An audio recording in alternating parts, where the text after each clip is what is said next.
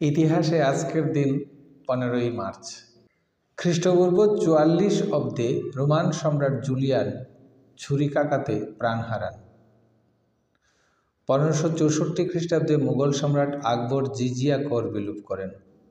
1858 খ্রিস্টাব্দে উদ্ভিদ বিজ্ঞানী হাইড বেইলি জন্মগ্রহণ করেন। 1969 খ্রিস্টাব্দে ভারতের নৌবাহিনী প্রথম হেলিকপ্টার ব্যবহার করে। 1998 খ্রিস্টাব্দে স্বাধীনতা সংগ্রামী গান্ধীবাদী ও সর্বোদয় নেত্রী মালতী চৌধুরী প্রয়াত হন। 2000 খ্রিস্টাব্দে লেডি রানু মুখোপাধ্যায় প্রয়াত হন।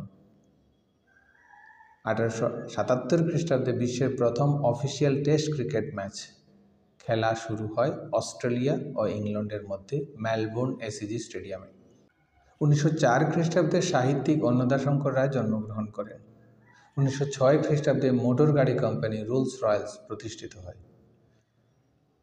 1990 খ্রিস্টাব্দে সোভিয়েত ইউনিয়নের প্রেসিডেন্ট হিসেবে প্রথম নির্বাচিত হন মিখাইল গর্বাচেভ। 1993 খ্রিস্টাব্দে আলিয়া ভাট জন্মগ্রহণ করেন।